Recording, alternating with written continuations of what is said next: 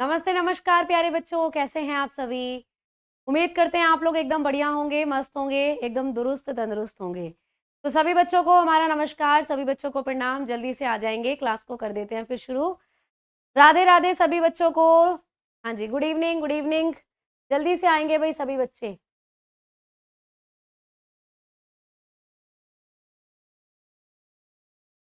जय माता दी, जय सरस्वती माता की जय हो, जय हिंद, जय भारत। तो बेटा सभी बच्चों को मैं दिल से स्वागत करना चाहूंगी आपके प्यारे से परिवार रोजगार विद अंकित में। तो चलिए भाई क्लास को शुरू करते हैं। एक बार आप लोग मुझे बता दीजिए कि आप लोगों को मेरी आवाज आ रही है या नहीं। अगर मुझे आप लोग सुन पा रहे हो तो थम्स अप कर दीजिएगा बेटा जल्दी से। चलो बहुत बढ़िया। मुझे लग रहा है आधे बच्चे क्रिकेट मैच देख रहे हैं ना। इंडिया ने बहुत अच्छी बैटिंग कर दी है। स्कोर तो मुझे भी नहीं पता फाइनल कितने तक पहुंचा, बट हाँ खूब अच्छे से बजा रहे थे श्रीलंका की। जल्दी से आ जाओ जल्दी से सभी बच्चे। आ, हाँ जी बहुत बढ़िया। चलो तो टॉपिक हम लोगों का चल रहा था पदार्थ और उसकी अवस्थाएं। ठीक है, मैटर एंड इट्स स्टेट्स, ये हम लोग टॉपिक पढ़ रहे थे। आज इसको करते हैं फिनिश, पदार्थ और उसकी अवस्थाएं। पदार्थ व उसकी अवस्थाएं। चलिए बेटा आ जाइए। क्या करेंगे अब? सबसे पहले मैंने आपको पिछली क्लास में जो बताया था थोड़ा सा उसको रिवाइज कराती हूँ। मैंने, हाँ बहुत बढ़िया, सबके अंगूठे मुझे दिख गए, बहुत बेहतरीन भाई, बढ़िया अंगूठे हैं तुम्हारे सबके। सजा कर रखना, संभाल कर रखना अपने अंगूठों को, बहुत बेहतरीन बेटा। चलो बिल्कुल। तो आपको मैंने पिछली क्लास में बताया था कि आवाज आ रही है क्या या नहीं आ रही है? एक सेकंड रुकना।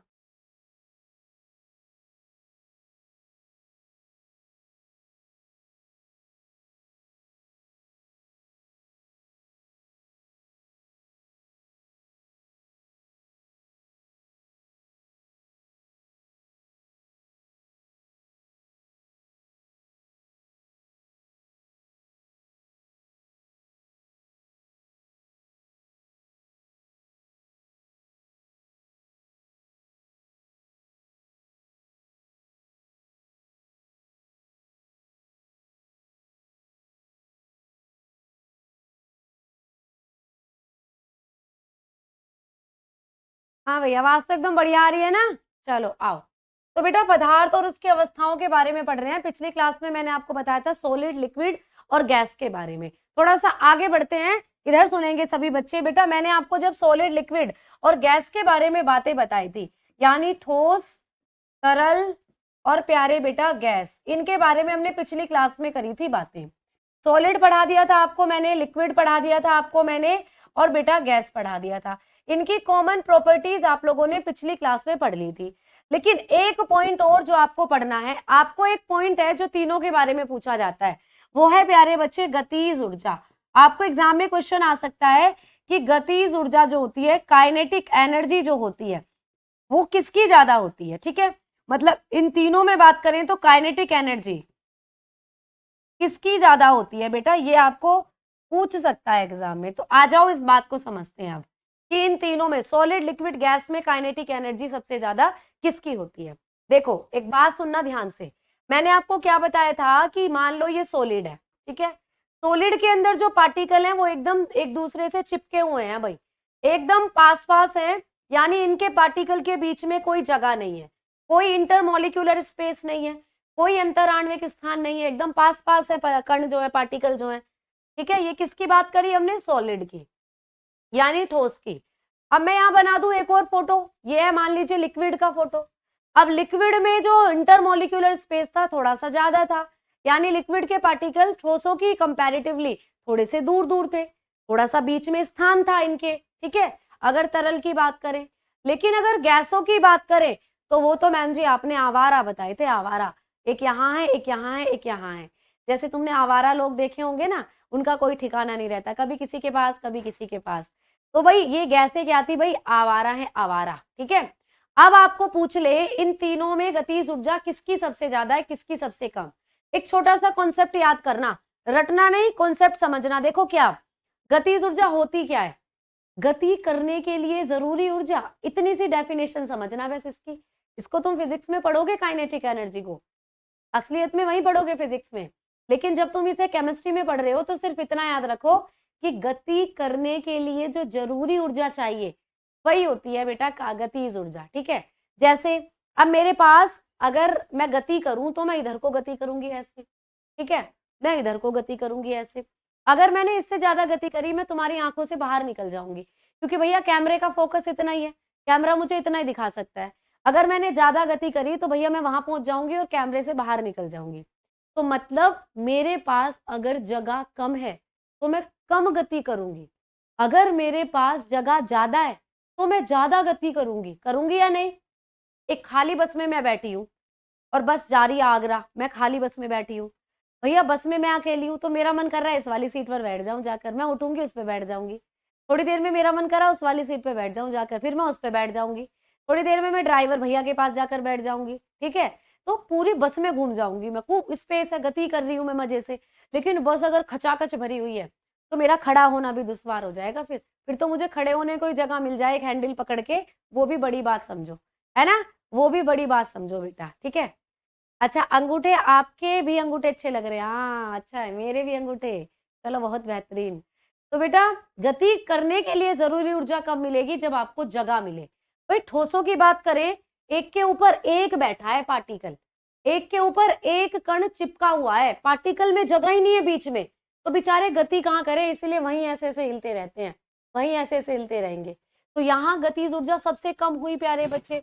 अगर यहाँ गतिज ऊर्जा की बात करें तो सबसे कम हुई, लेस हुई एकदम, ठीक है।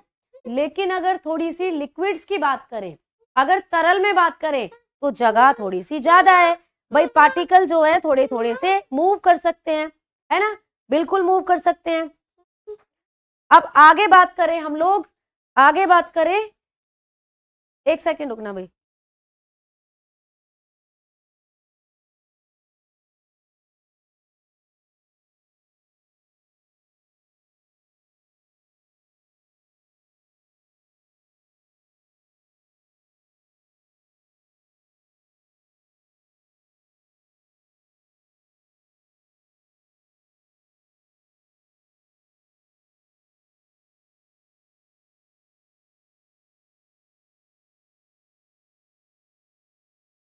हाँ भाई ठीक है, हाँ तो मैंने आपको क्या बताया कि जो तरल है, तरल के पार्टिकल थोड़ा सा दूर दूर है, थोड़ी जगह जरूर मिल रही है, जैसे थोड़ी जगह मुझे यहाँ गति करने के लिए मिल रही है, इधर उधर मैं गति कर पा रही हूँ, आप मुझे देख पा रहे हो, है ना।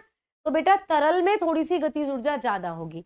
तो जब तरल की बात करें तो तरल में एक चीज लिख सकते हैं कि मैम तरल के अंदर जब गतिज ऊर्जा की बात करें तो ठोसों से तो ज्यादा होगी लेकिन गैसों से कम। मैंने बोला था ना कि तरल बीच की प्रॉपर्टी दिखाते हैं, तो बिल्कुल सही बात। तो तरल में जब हम बात करेंगे तो लिखना ठोसों से तो कम, ठोसों से तो अधिक होगी बेटा, क्योंकि ठोस में तो बिल्कुल ही नहीं हो रही। ठोसों से तो अधिक, गैसों से कम, गैसों से कम, ठीक है।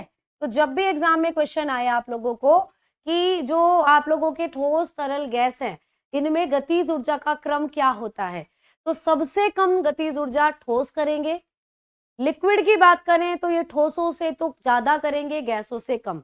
लेकिन अगर गैस की बात करें बेटा, गैस के पार्टिकल तो आवारा है भाई, गैस के पार्टिकल तो क्या है बेटा, आवारा। मीन्स ये पार्टिकल तो आप लोगों के इतनी दूर दूर है, इतनी जगह है बीच में, जहां चाहे वहां घूमेंगे भाई। जैसे खुले पार्क में आपको छोड़ दिया जाए, आप भागते फिरोगे इधर उधर, तो भाई ये कर सकते हैं खूब अच्छे से क्या, गति, ठीक है। क्लियर, समझ में आ गई बात। चलो आज जो बाबूजी है ना उनका हैप्पी वाला बर्थडे है, ठीक चलो आओ। तो बेटा गैस की बात करें तो गैस में सबसे ज्यादा होती है गतिज ऊर्जा, सबसे अधिक। बस यही पॉइंट है जो आपको याद करना है, सबसे अधिक, मोर या most, most kinetic energy, most kinetic energy, ठीक है। तो मोस्ट काइनेटिक एनर्जी प्रेजेंट होती है किसके अंदर बेटा, गैसों के अंदर। जबकि सबसे कम गतिज ऊर्जा किसमें होती है, ठोस में। तो इसको इस तरीके से आप लोग लिख सकते हो। आओ, अगर हम गतिज ऊर्जा की बात चल रही है, अगर हम गतिज ऊर्जा की बात चल रही है बेटा, करें काइनेटिक एनर्जी की बात कर रहे हैं, तो एक सिंपल सा सीक्वेंस आपको याद करना है। क्या मैडम जी, देखो अगर आपको पूछ ले गैस, गैस में सबसे ज्यादा होती है, फिर लिक्विड यानी तरल में होगी बेटा, उसके बाद होगी ठोस। तो ये सीक्वेंस है जो आपको कई बार एग्जाम में दे देता है। तो सबसे ज्यादा गैस में होगी, गैसेस में, उसके बाद लिक्विड्स में प्यारे बच्चे, लिक्विड, और उसके बाद गैस, वो सॉलिड, ठोस। ठीक है, समझ में आ गई बात? ये सीक्वेंस है जो आपको याद करना है। कितने बच्चों को बात क्लियर हुई? जल्दी बताओ भाई। हैप्पी बर्थडे बाबू, हैप्पी बर्थडे बाबू। बेटा सभी बच्चों को हाथ जोड़कर बहुत बहुत शुक्रिया आप लोगों के प्यार के लिए, आप लोगों के सपोर्ट के लिए, सहयोग के लिए। धन्यवाद बेटा सभी बच्चों का। ठीक है, चलो बहुत अच्छा। आ जाओ, अब आगे बात करेंगे। अब आगे बात क्या करेंगे मैम, कि आपने हमें 3 अवस्थाएं पढ़ा दी है, सॉलिड, लिक्विड, गैस। ठीक, अब बात करते हैं पदार्थ की चौथी अवस्था की। तो पदार्थ की जो 4th स्टेट है प्यारे बच्चे, ये है प्लाज्मा। प्लाज्मा, अब प्लाज्मा तुम लोगों ने खून में भी पढ़ा था कि भाई पीले रंग का पदार्थ होता है, तरल पदार्थ हमारे खून में जो होता है, बायोलॉजी में पढ़ा था ना प्लाज्मा। अब ये वो वाला प्लाज्मा नहीं है बेटा, ये अलग प्लाज्मा है। ठीक, ये कौन सा प्लाज्मा है? तो प्यारे बच्चों सबसे पहले आपको पूछेगा कि जो प्लाज्मा अवस्था है इसकी खोज किसने करी। ये पूछ लेता है एग्जाम में कि पदार्थ की जो चौथी अवस्था है प्लाज्मा, इसकी डिस्कवरी किसने करी। तो प्लाज्मा अवस्था की जो डिस्कवरी करी थी बेटा, वो करी थी विलियम क्रुक्स ने। किसने बेटा? विलियम क्रुक्स ने, विलियम क्रुक्स।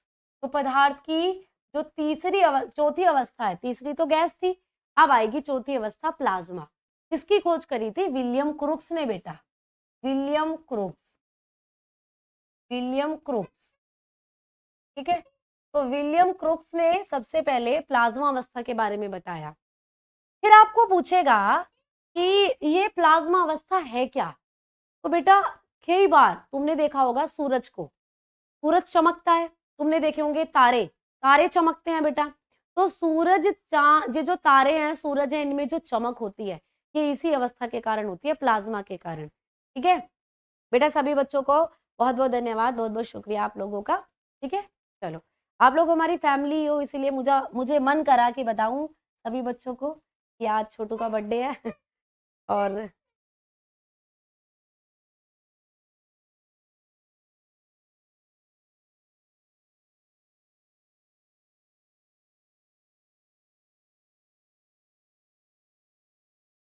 ठीक है, चलो आओ।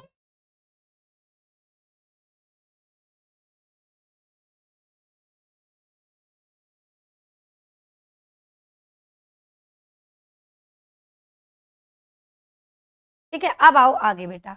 अब मैं आपको बताती हूँ कि ये अवस्था है क्या। तो बेटा जब प्लाज्मा अवस्था की बात करते हैं ना, तो ये ऐसी अवस्था है जिसमें जो चांद, ये जो सूरज है, इनमें चमक है। मतलब ये चमक आई कैसे? तो आप लोग लिखना, यह है मुक्त इलेक्ट्रॉन। लिखना बेटा, यह है मुक्त इलेक्ट्रॉन। मुक्त इलेक्ट्रॉन व आयन की अवस्था है, मुक्त इलेक्ट्रॉन व आयन की अवस्था है। ठीक है, समझ में आई बात? आज थोड़ी सी माफी चाहूंगी, थोड़ा सा डिस्टर्ब इसलिए कर रहा है ये क्योंकि इसका बर्थडे है। तो अभी आपकी क्लास के बाद इसके बर्थडे का मतलब केक वगैरह कटेगा, तो थोड़े से गेस्ट आए हुए हैं घर में, जैसे दादा दादी या इसकी मासी।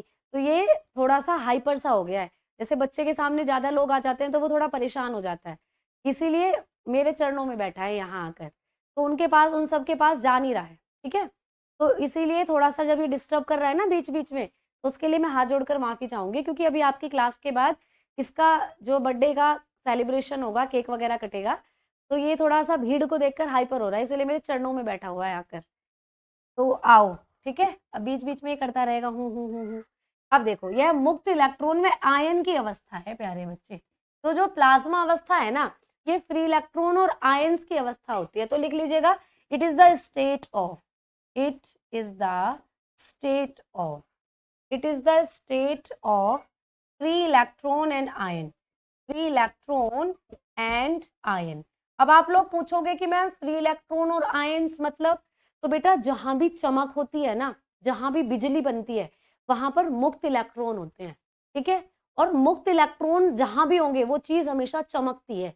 जैसे तुमने अभी मैंने एग्जाम्पल बताया, इसका उदाहरण पूछता है बेटा एग्जाम में, पूछता है कि प्लाज्मा अवस्था के एग्जाम्पल क्या है, उदाहरण क्या है। तो आप लोग बताओगे सूरज।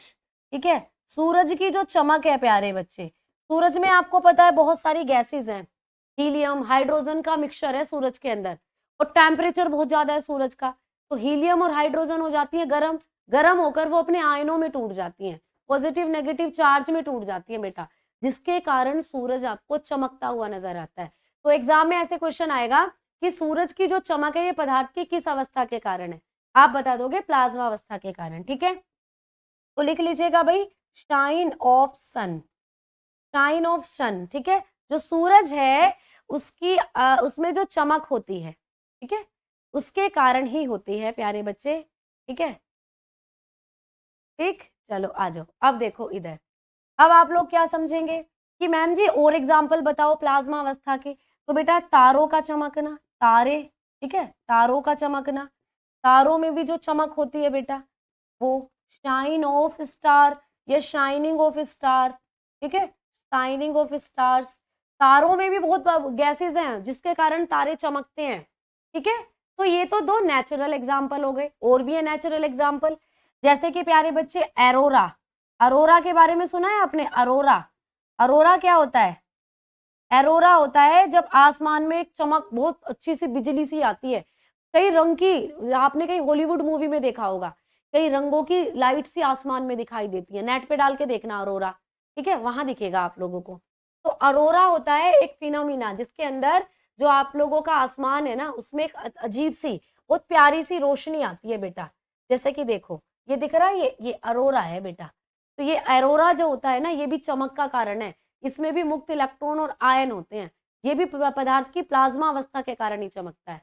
ठीक है, तो देखो जैसे ये सारे एग्जाम्पल हैं, लाइटनिंग, बिजली चमकती है ना बेटा, आसमान में बिजली जो चमकती है, बिजली की चमक, ये भी प्लाज्मा अवस्था के कारण है।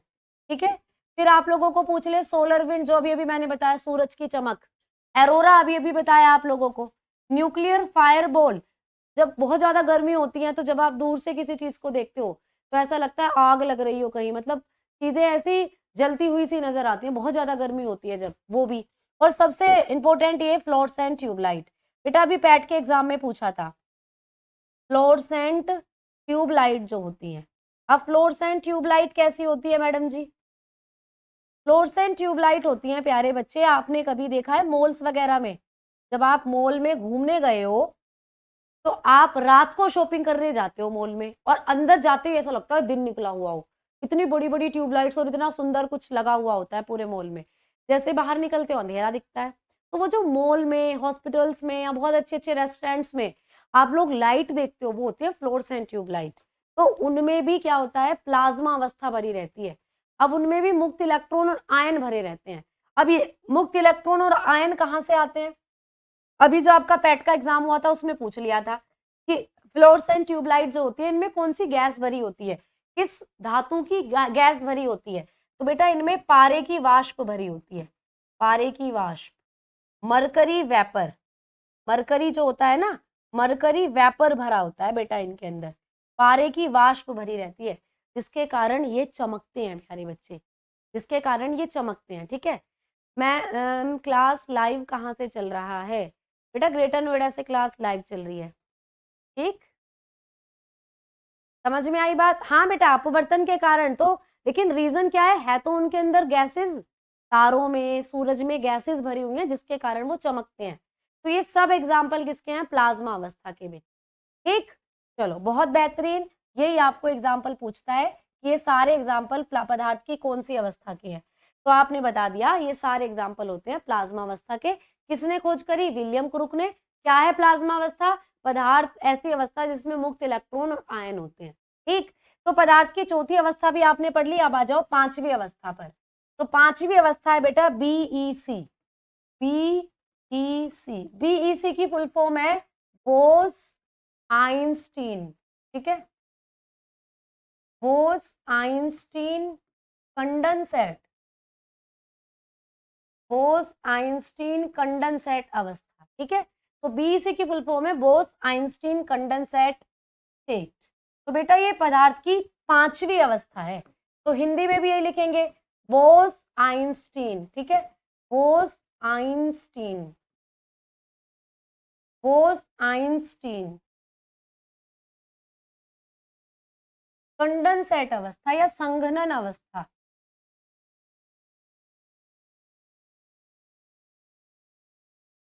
संघनन अवस्था। ठीक है। इस अवस्था को किसने दिया? तो बेटा 1920 की बात है, 1920 की। 1920 में इस अवस्था के बारे में बताया था सबसे पहले एक भारतीय साइंटिस्ट ने। तो आपको ये भी पूछा जाएगा कि इस अवस्था के बारे में या इस अवस्था की खोज किसने करी?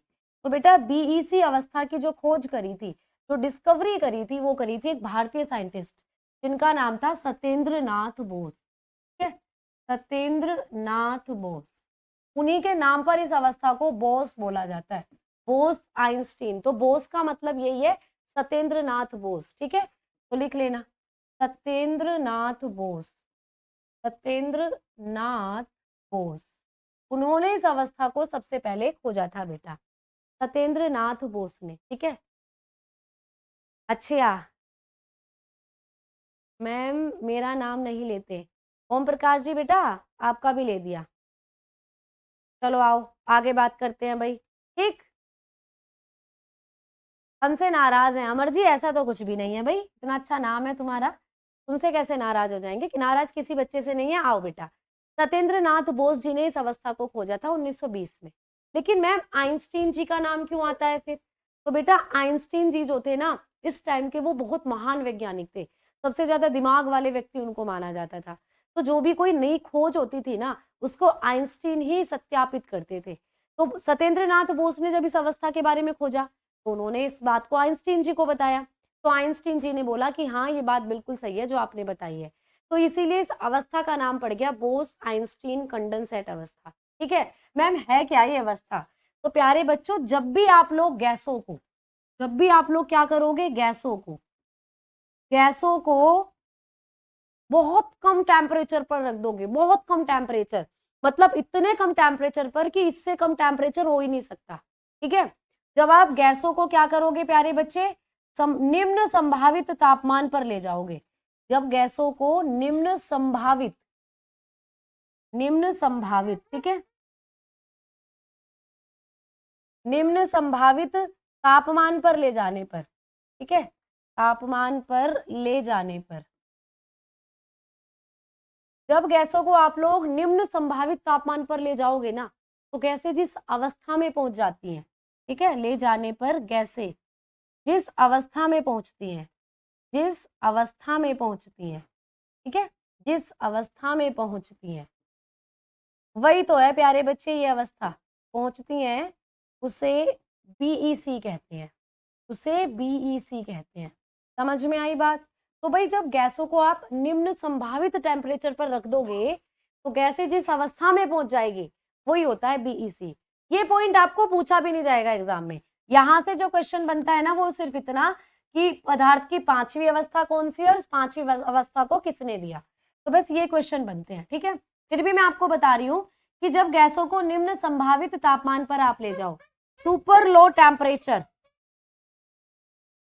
सुपर लो टेम्परेचर पर, ओके, सुपर लो टेम्परेचर पर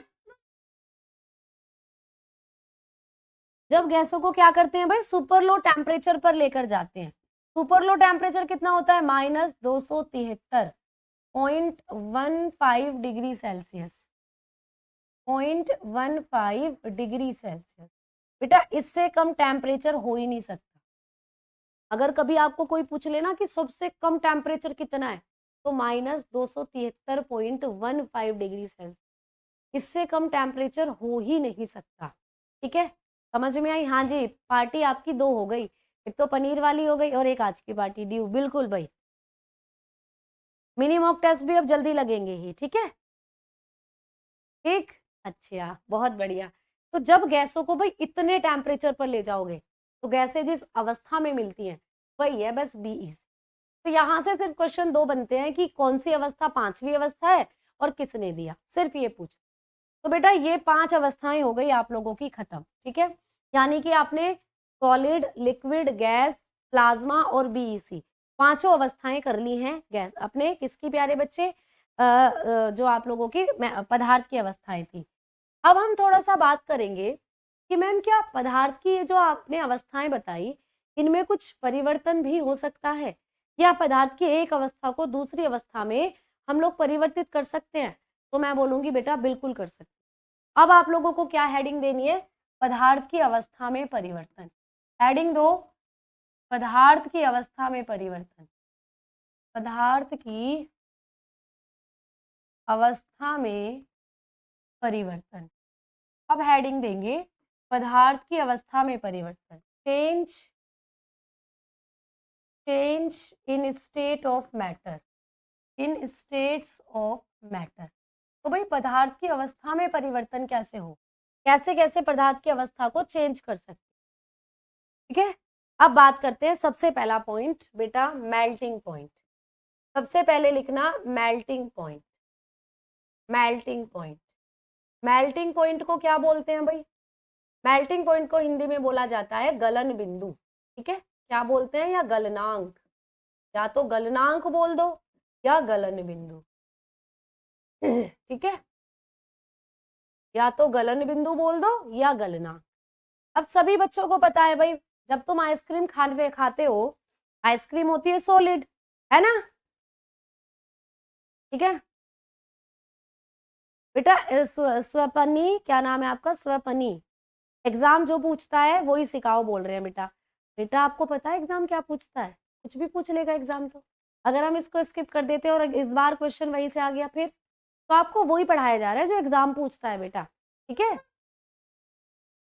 आपको पढ़ाया वही जा रहा है जो एग्जाम पूछता है, ठीक। ऐसा कुछ नहीं है कि आपको जो चीजें हैं वो एक्स्ट्रा पढ़ाई जा रही है, ठीक। आ जाओ, अब देखो इधर बेटा, मेल्टिंग पॉइंट जो होता है ये क्या है? जब आप कोई सॉलिड है, कोई पदार्थ है जो सॉलिड है, ठोस है, तो किस में चेंज कर दो? लिक्विड में, तरल में, ठीक है। तो किस में चेंज कर दो बेटा? लिक्विड में, तरल में। तो बेटा आप इस बात को अच्छे से याद रखना कि जब कोई सॉलिड लिक्विड में चेंज हो जाए उसको बोलते हैं मेल्टिंग पॉइंट। आइसक्रीम तुम खा रहे हो, जब तुमने आइसक्रीम खाई बर्फ बनी हुई थी, सॉलिड थी, तुमने उसको नहीं खाया, थोड़ी देर वो मेल्ट होकर नीचे गिरने शुरू हो जाएगी, पिघल जाएगी, पिघल कर लिक्विड बन जाएगी। तो भैया वही वाली बात कि मेल्टिंग पॉइंट क्या होता है? जब किसी सॉलिड को हम लिक्विड में चेंज कर दे, लिक्विड में बदल दे, वो हो जाता है मेल्टिंग पॉइंट। जैसे कि आप लोगों को पारा जो होता है, पारा मरकरी, उसका मेल्टिंग पॉइंट पूछ ले तो आप लोग बताओगे -39 डिग्री सेल्सियस। इस टेम्परेचर पर जो पारा होता है ना वो मेल्ट कर जाता है। तो ये अजीब सा टेम्परेचर है मैम, -39 पर चीजें जमती हैं, आप पिघल रहा बता रही हो। तो बेटा बिल्कुल, इसीलिए एग्जाम में पूछता है पारा जो है ना, इससे कम टेम्परेचर पर पारा सॉलिड होता है, कितने टेम्परेचर पर आकर ये पिघलना शुरू हो जाता है। तो याद रखना पारा जो होता है इसका मेल्टिंग पॉइंट होता है -39 डिग्री सेल्सियस, ठीक है। आइस का पूछ ले आपको, आइस बर्फ, तो बर्फ तो सभी को पता है 0 डिग्री सेल्सियस, ठीक है। 0 डिग्री सेल्सियस जो होती है इस पर मेल्ट होना शुरू हो जाता है।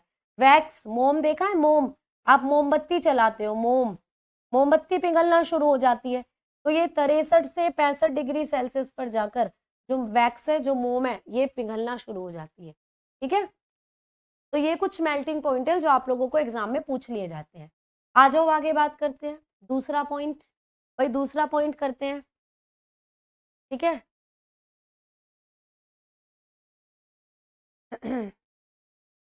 दिवाली की छुट्टी रहेगी? हाँ जी बेटा बिल्कुल रहेगी, केवल हिंदी में बताएं। क्लास बिल्कुल भी रिकॉर्डेड नहीं है, क्लास लाइव चल रही है बेटा।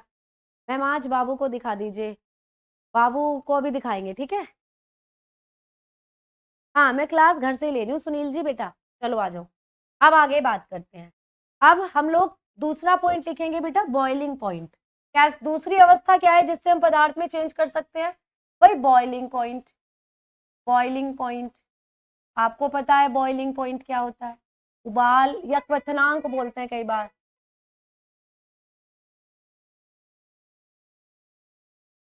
क्वथनांक, क्वथनांक बिंदु, क्वथनांक बिंदु बोलते हैं इसको, ठीक है। या इसी का एक और नाम होता है बॉइलिंग मतलब उबाल बिंदु, उबाल बिंदु, ठीक है, उबाल बिंदु, ठीक। समझ में आई बात? चलो आओ। अब बॉइलिंग पॉइंट क्या है भाई? जब कोई लिक्विड है, मान लीजिए पानी है, पानी लिक्विड है, उसको आपने क्या कर दिया भाई? गर्म कर दिया, पानी को आपने गर्म कर दिया, हीट कर दिया। अब पानी क्या करेगा? पानी बॉईल करना शुरू कर देगा, है ना। तो जब किसी लिक्विड को आप लोग किस में चेंज कर दो? गैस में। किसी लिक्विड को क्या कर दो भाई? गैस में। जैसे ही पानी बॉईल होगा तो उससे भाप भी निकलेगी और पानी अगर तुमने बंद नहीं करा, बॉईल होता रहा, बॉईल होता रहा, तो एक बार में सारा पानी जो है बर्तन में वो खत्म हो जाएगा, भाप बनकर इवेपोरेट हो जाएगा, उड़ जाएगा आसमान में। तो याद रखना बेटा, जब किसी तरल को हम लोग ज्यादा गर्म करते हैं, हीट करते हैं, तो वो गैस में चेंज हो जाता है, वही होता है बॉइलिंग पॉइंट। उबलना शुरू हो जाए जब कोई चीज, जैसे पारा, पारे का मेल्टिंग पॉइंट, अभी अभी मैंने आपको पारे का मेल्टिंग पॉइंट बताया था -39 डिग्री सेल्सियस। अब पारे का बॉइलिंग पॉइंट पूछ ले तो 358 डिग्री सेल्सियस, ठीक है, याद रखना 358 डिग्री सेल्सियस पर पारा बॉइल करता है। ठीक बेटा, अल्कोहल का भी पूछ लिया था एग्जाम में। अल्कोहल, जो अल्कोहल होती है शराब, उसको अगर आप उबालना शुरू करोगे तो लगभग 75 से 78 डिग्री सेल्सियस पर जाकर वो बॉईल करती है, जो शराब होती है। ठीक है, पानी की बात कर ले, पानी को जब आप बॉईल करते हो, वाटर को जब आप बॉईल करते हो, तो पानी 100 डिग्री सेल्सियस पर जाकर उबलता है, 100 डिग्री सेल्सियस पर जाकर उबलता है। अब यहीं से एक क्वेश्चन आता है एग्जाम में, क्या आता है मैम जी? क्वेश्चन ये आता है बेटा कि जब तुम पहाड़ों पर जाकर मैगी बनाओगे, पहाड़ों पर जाकर पानी को उबालोगे, जल्दी से बताओ, पानी जल्दी उबलेगा या पानी देर में उबलेगा? एक बच्चे सोनू ने तो पता नहीं कौन सी भाषा लिखी है, शायद पंजाबी है, क्या है? उपधातुओं में चमक होती है। नहीं बेटा, आपकी धातुओं में चमक होती है, उपधातुओं में चमक नहीं होती। लेकिन कुछ अपवाद हैं, जैसे कार्बन, कार्बन का अपर रूप हीरा, फास्फोरस, आयोडीन, ये कुछ अपवाद है उपधातु के। ठीक है, हाँ जी, अमरिंदर जी, मैं आपको भेज दूंगी किराया। ठीक है मैडम, आज तक मुझे अनदेखा करा इस क्लास में। मोहम्मद साहिद, आज अनदेखा नहीं, आज आपको देख लिया। आ जाओ बेटा, समझ में आ गई बात? चलो भाई आगे चलिए। तो अब देखो, मैं आपको बताती हूँ कि पानी जो होता है, जब आप पहाड़ों पर जाकर पानी को गर्म करते हो, पानी को उबालते हो, तो पानी अपने उबाल बिंदु से पहले ही उबल जाता है। जैसे कि पानी नॉर्मल 100 डिग्री सेल्सियस पर उबलेगा, है ना? देर में नहीं उबलता पहाड़ों पर पानी, जल्दी उबल जाता है बेटा। ठीक है, क्यों उबल जाता है? क्योंकि पहाड़ों पर वायुमंडलीय दाब कम होता है। ठीक है, अब पहाड़ों पर वायुमंडलीय दाब कम होने की वजह से पानी जो है अपने बॉइलिंग पॉइंट से पहले ही उबलना शुरू हो जाएगा। लेकिन उस पानी में हीट नहीं होगी, उस पानी में एनर्जी नहीं होगी, ऊष्मा नहीं होगी। तो पहाड़ों पर जाते हो तो दो घटनाएं होती हैं, चलो नोट करके लिखना इस चीज को, कभी एग्जाम में क्वेश्चन आ जाए। जब आप पहाड़ों पर जाते हो बेटा, पहाड़ों पर जाते हो, ठीक है, माउंटेन्स जो होते हैं, हिली एरियाज जो होते हैं, जब आप माउंटेन्स पर जाते हो तो दो घटनाएं होंगी। क्या? एक घटना तो ये होगी कि पानी अपने उबाल बिंदु से जल्दी उबलता है, पानी अपने उबाल बिंदु से, ठीक है, अपने उबाल बिंदु से पहले उबल जाता है, बिंदु से पहले उबल जाता है, पहले उबलता है। ठीक है, समझ में आ गई बात? तो पानी जो है वो अपने उबाल बिंदु से पहले ही बॉईल होना शुरू हो जाएगा। Water is boiling, water is boiling, boiling on less temperature, on less temperature, come temperature पर ही पानी बॉईल होना लग जाता है। फॉर एग्जाम्पल, जैसे नॉर्मल पानी 100 डिग्री सेल्सियस पर उबलता है, लेकिन अगर पहाड़ों पर ले जाकर गर्म करो,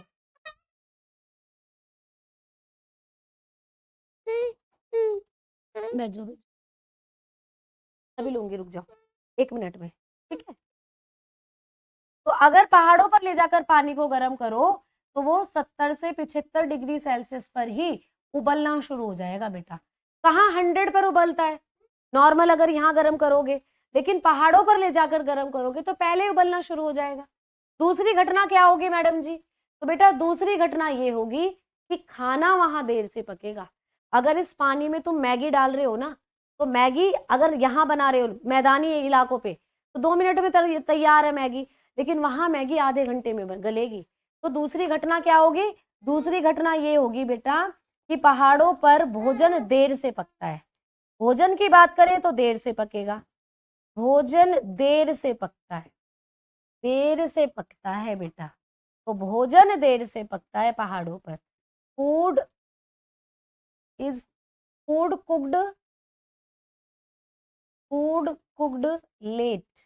ठीक है, तो जो खाना होगा वो लेट पकता है।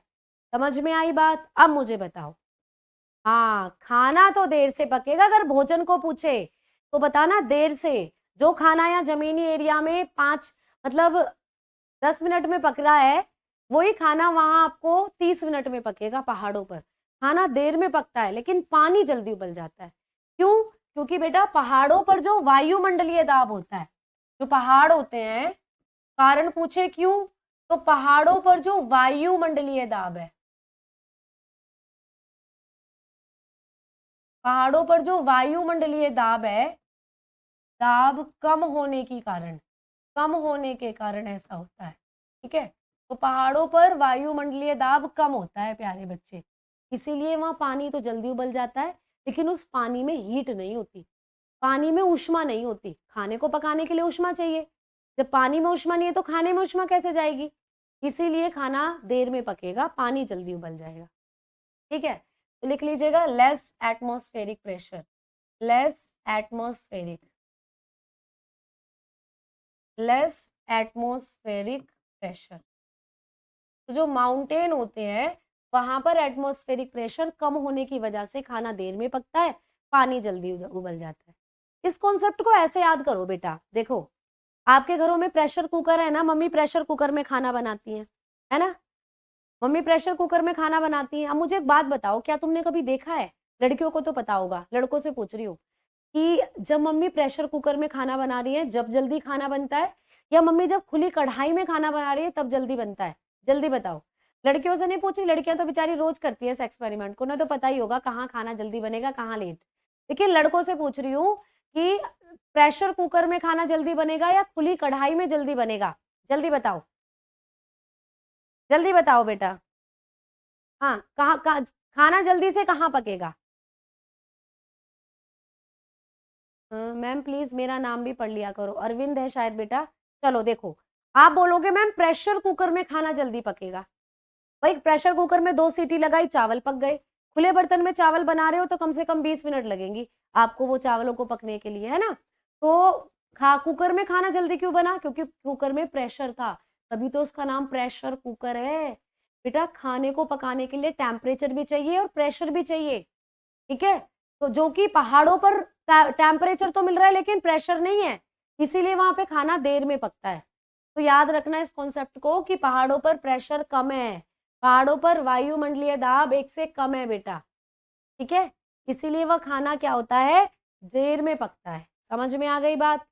कुकर में, बिल्कुल सही बात, कुकर में जल्दी इसीलिए पक जाता है खाना क्योंकि उसमें प्रेशर अच्छा बनता है, उसी प्रेशर के कारण हीट भी अच्छी लगती है फिर खाने को, और खाना जल्दी गल जाता है। कढ़ाई में हीट तो लग रही है लेकिन प्रेशर नहीं लग रहा खाने पर, खुली है कढ़ाई, तो इसीलिए कढ़ाई में खाना देर से पकता है। ये कॉन्सेप्ट है बेटा जो आपको याद करना है। समझ में आ गई बात? तो भाई यही वाला क्वेश्चन आपको एग्जाम में पूछा जाता है। क्लियर? अब आओ आगे बात कर। अब पानी के ही बारे में बात चली है तो एक क्वेश्चन और आता है बेटा, पानी जो होता है, पानी रे पानी तेरा रंग कैसा, पानी जो है 4 डिग्री सेल्सियस पर पानी के साथ 2 घटनाएं और होती हैं। ये लास्ट है बेटा, ठीक है, इसको और समझ लो फिर उसके बाद कल पढ़ाऊंगा। पानी के साथ 4 डिग्री सेल्सियस पर 2 घटनाएं होती हैं, कौन कौन सी? एक तो 4 डिग्री सेल्सियस पर पानी का जो घनत्व है वो सबसे ज्यादा होता है, वाटर की जो डेंसिटी है वो किस टेम्परेचर पर सबसे ज्यादा होती है? हाँ अभी चेंज करूंगी, गो।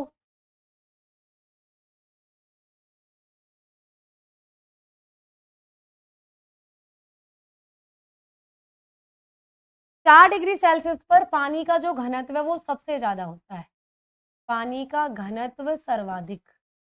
ठीक है, पानी का घनत्व क्या होता है बेटा, सर्वाधिक होता है। समझ में आ गई बात? ठीक है, हाईएस्ट डेंसिटी, पानी की जो हाईएस्ट डेंसिटी है वो कितने टेम्परेचर पर होती है? आप लोग बता दोगे 4 डिग्री सेल्सियस। दूसरी घटना क्या होगी, इसी टेम्परेचर पर जो पानी है इसका आयतन सबसे कम होता है, तो लिख लेना आयतन सबसे कम, आयतन सबसे कम होता है, सबसे कम। ठीक है, आयतन सबसे कम होता है। इस टेम्परेचर पर पानी की डेंसिटी तो सबसे ज्यादा, लेकिन वॉल्यूम सबसे कम होता है, लेस वॉल्यूम, लेस वॉल्यूम। ठीक है, समझ में आ गई बात? तो बेटा वॉल्यूम सबसे कम होता है पानी का इतने टेम्परेचर पर, और डेंसिटी सबसे ज्यादा होती है। ठीक, क्लियर? चलो बेटा, आज मुझे इजाजत इजाजत दे थोड़ा सा, अब मैं थोड़ा सा इसके बर्थडे के केक कटवाने की तैयारी कर लेती हूँ। थोड़े बैलून वैलून भी अभी मेरे नहीं लगे हैं, उनको लगवा लेती हूँ। ठीक है, आप लोगों की क्लास के लिए रुकी हुई थी कि पहले क्लास ले लेती हूँ, फिर उसके बाद करूंगी जो भी करना है। अब ये भी बोल रहा है मुझे भी नए कपड़े पहनाओ, मम्मा नए कपड़े पहनाओ, आपने आवाज़ भी सुन ली होगी शायद। ठीक है, तो भाई इसको भी, हाँ, पानी तरल क्यों होता है बेटा? पानी तो सॉलिड भी हो जाता है। नॉर्मल टेम्परेचर पर आप पानी को रखोगे तो वो क्या होगा? लिक्विड ही होगा। आप उसको फ्रीजर में रख दें वो सॉलिड बन जाएगा। आप उसको ज्यादा टेम्परेचर पर रख दें तो वो वाष्प बनकर उड़ जाएगा। तो पानी तो तीनों अवस्थाओं में पाया जा सकता है, सॉलिड, लिक्विड, गैस, तीनों में। ठीक है बेटा? राकेश जी ठीक है, समझ में आई बात? हाँ, वो नीचे ही बैठा हुआ है मजे से, और अब बोल रहा है मम्मा मेरे कपड़े गंदे हो गए हैं, न्यू क्लोथ्स पहना दो मुझे। तो चलिए भाई, उसका मुंह वूह हैंड वॉश करा के, माउथ क्लीन करके उसको नए कपड़े पहनाए जाते हैं। मुझे पता है मेरे दोस्त आने वाले हैं, बर्थडे है मेरा, और थोड़ी सी डेकोरेशन करते हैं। अभी उतना जानता तो है नहीं कि उसके दोस्त आएंगे या क्या होगा। अभी छोटा है, 3 इयर्स का होगा इस बार। तो ये बर्थडे इसका 3 साल वाला बर्थडे है, 3 साल का ये हो गया है। इतना अभी थोड़ा सा नहीं जानता, बट शायद अगले बर्थडे पर जान जाए, है ना? तो अभी से नहीं पता कि फ्रेंड्स वगैरह आएंगे या ऐसा कुछ होगा। चलिए तो बेटा, बहुत बहुत शुक्रिया सभी बच्चों को एक बार फिर से इतनी सारी शुभकामनाएं और बधाइयां देने के लिए। तो मिलते हैं अगली क्लास में, ठीक है? ठीक है भाई प्यारे बच्चों, चलो, तो आप सभी की पार्टी ड्यू बिल्कुल। चलिए, धन्यवाद, नमस्कार, राधे राधे। बाबू को दिखा देती हूँ, चलो एक बार, अभी ऊपर आना बेटा, एक बार सबको हेलो बोल दो। रुको रुको रुको, लैब में आओ। हाँ, आप बोल दो हेलो। हेलो सबको, थैंक यू बोलो आप, हैंड जोड़कर, थैंक यू ऑल। ठीक है,